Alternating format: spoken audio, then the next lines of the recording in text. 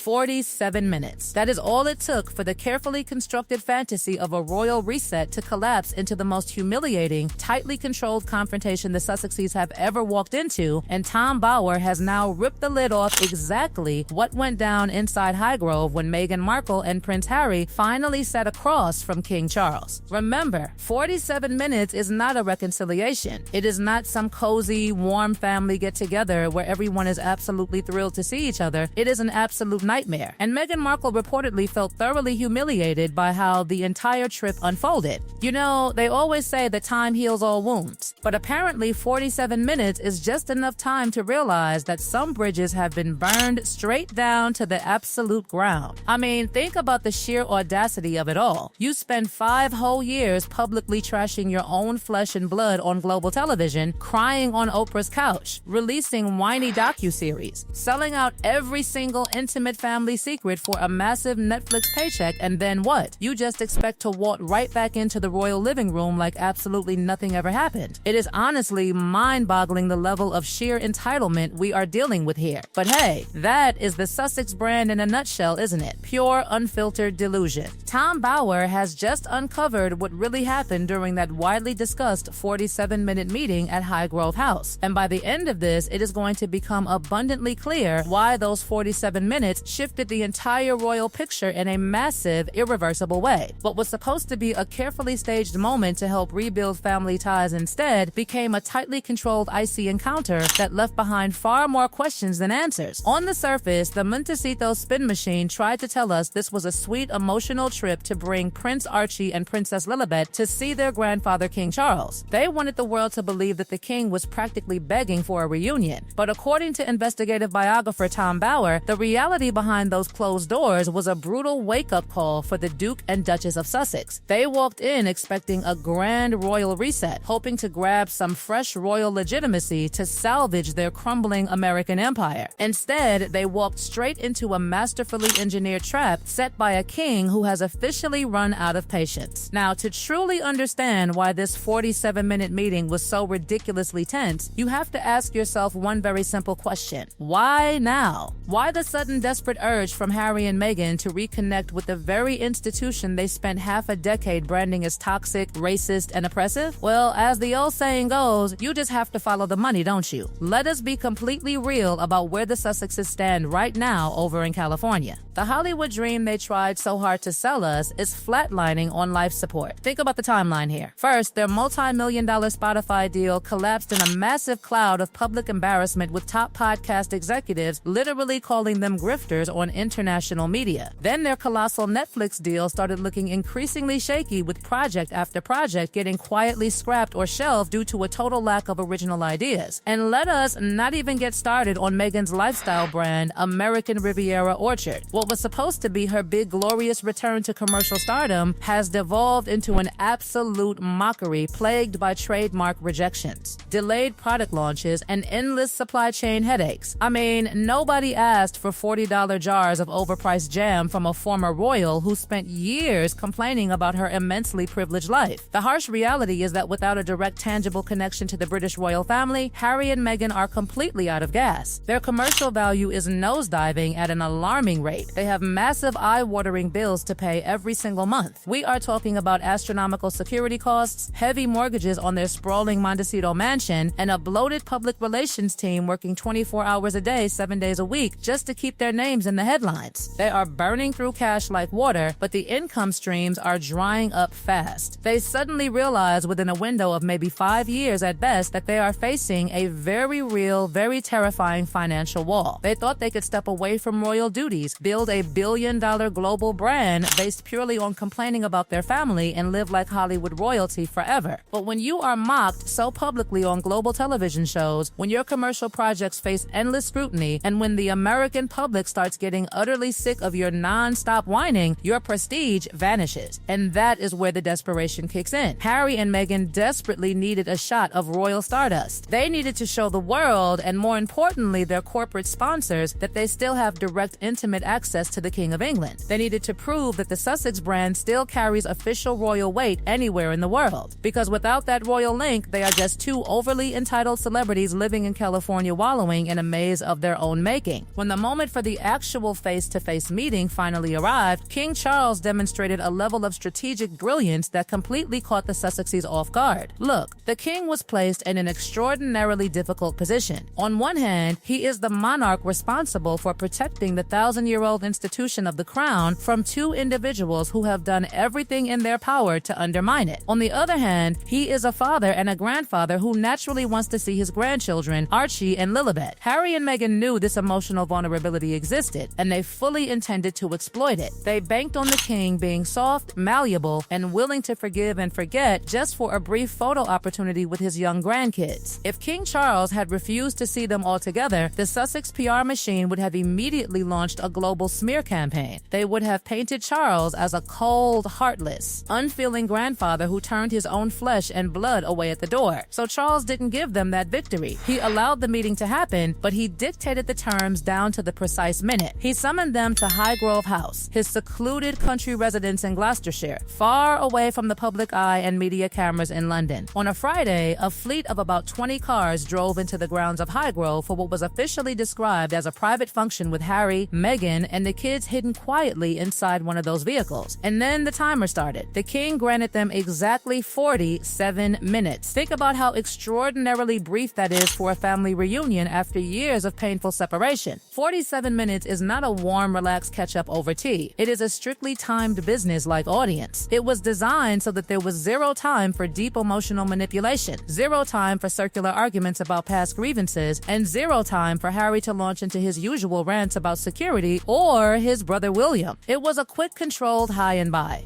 More importantly, King Charles laid down ironclad rules regarding public exposure. There would be no official royal photographers present at Highgrove. There would be no released portraits of the king with Archie and Lilibet. There would be no official palace statements confirming the details of the discussion. Absolutely nothing. The meeting was classified as strictly private, personal, and entirely off the record. By doing this, the king effectively neutered Meghan's entire commercial strategy. She wanted that iconic, highly valuable photograph of the king embracing her children. A photo that could be plastered across international magazine covers, posted on social media, or featured in her next documentary to instantly reestablish their royal credentials. By denying them that photo, Charles drew an impenetrable line in the sand between private family contact and official royal life. He sent an unmistakable message to the world and specifically to corporate Hollywood. You can come visit as family under strict boundaries, but you will not use the British monarchy as a backdrop for your commercial branding. You will not monetize your proximity to the crown. You will not get a pseudo-royal tour. The king showed immense compassion as a grandfather by opening his home, but total unyielding firmness as a sovereign by locking down the narrative. Supporters of the Sussexes tried to argue online that this brief meeting was a major breakthrough, a sign that the king was wavering and ready to welcome them back half and half out. But those who understand royal protocol saw it for exactly what it was, a masterclass in risk management. Charles knew that Prince William and Catherine, the Princess of Wales, have absolute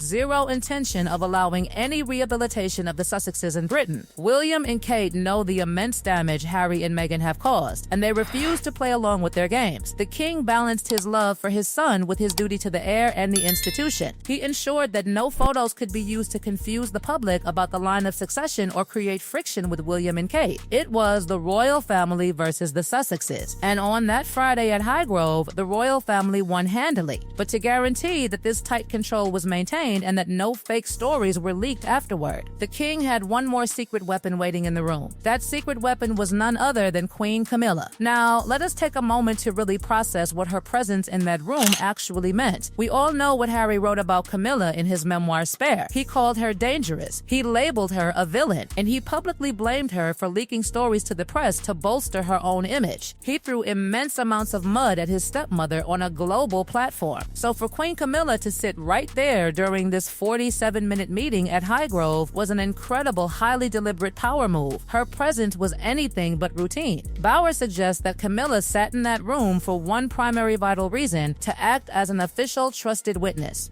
Look, the royal family has learned the hard way over the last 5 years that private conversations with Harry and Meghan never stay private. Every single time someone extends an olive branch, it somehow ends up being detailed in a book, blabbed to Gayle King on American morning television, or spun into a Netflix documentary. The trust between Harry and his family is not just fractured, it is completely, utterly destroyed. The royals know that if Charles met Harry alone, Harry could easily walk out of that room and tell the world that his father broke down in tears, apologized for everything, and begged him to come back to royal duties, with Queen Camilla sitting right there in the room. With watching every single eye movement, listening to every single word, that strategy was completely neutralized. She was there to keep the conversation calm, formal, and strictly accountable.